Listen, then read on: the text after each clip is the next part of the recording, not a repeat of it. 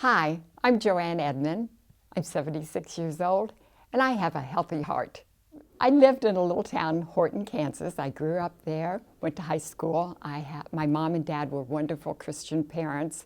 My mother was the sweetest person in the whole wide world. My dad was a wonderful father to me, but he was a complainer.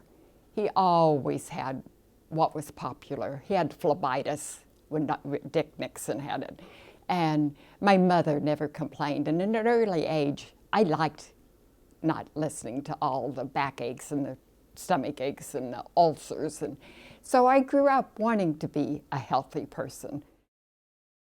In 1997, I went in for a physical, and she came in, asked me the normal questions, got her stethoscope out and listened carefully to my heart and to my stomach. And I'm thinking, this poor little lady doesn't know where my heart is. My family doctor came in. They discussed very quietly some situations and told me that I needed to go to the heart specialist and have some tests run. And I told them, oh, I don't have time to do that. I'm going on my first 2 weeks vacation to visit our daughter and family. I'll do it when I come home. The doctor left the room, came back and said, we have an appointment for you with Dr. Bella tomorrow at 9 o'clock. We'd like for you to go in and have an echocardiogram. I did. That was a Friday. Saturday morning, we left on our vacation.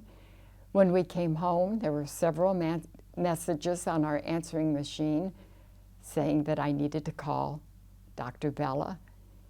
I did, and she had me go to LMH where they did several heart tests.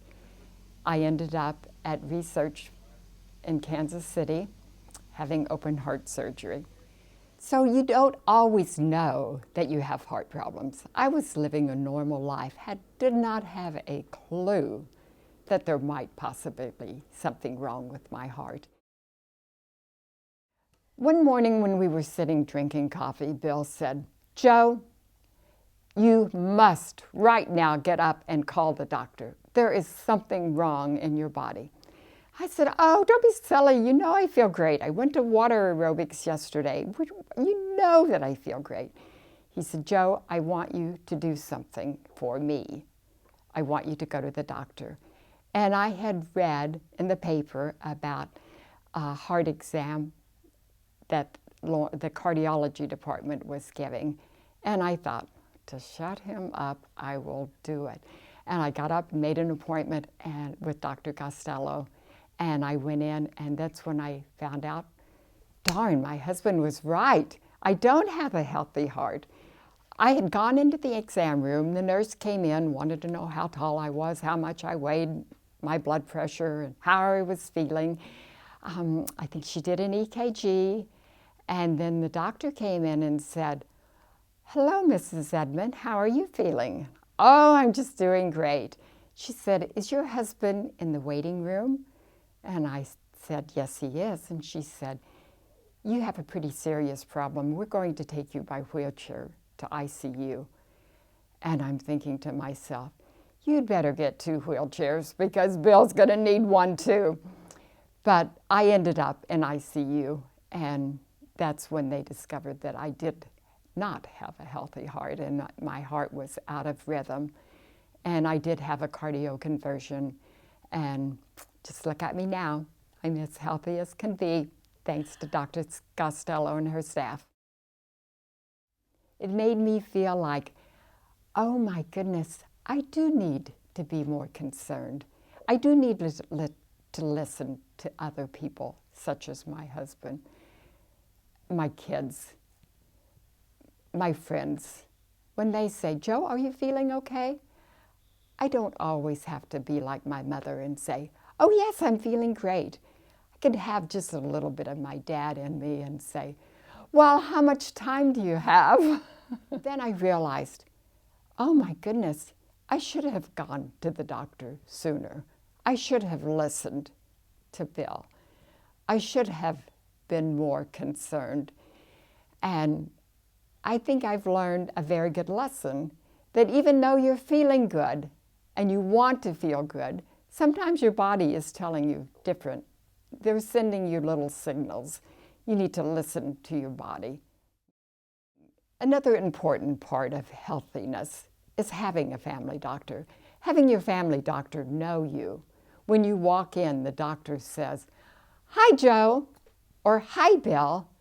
Bill's doctor was so wonderful that they ended up talking about his old 1946 Allis-Chalmers tractor as much as they did Bill's body.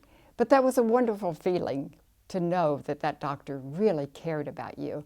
And I am so fortunate in having a family physician, Anna Kumru, who cares about me. She knows that I had a serious heart problem. She knows that I had a thyroid problem that she helped correct with medication. And again, if you don't have a family doctor, I know it's difficult finding one now. It's difficult getting into a new physician. Just keep trying. There's millions of doctors out that are just wanting to be able to make certain that you have a healthy body. A lot of people say, "Oh my goodness, what do you do now that you're retired? Aren't you bored to death?" Boredom is not in our vocabulary.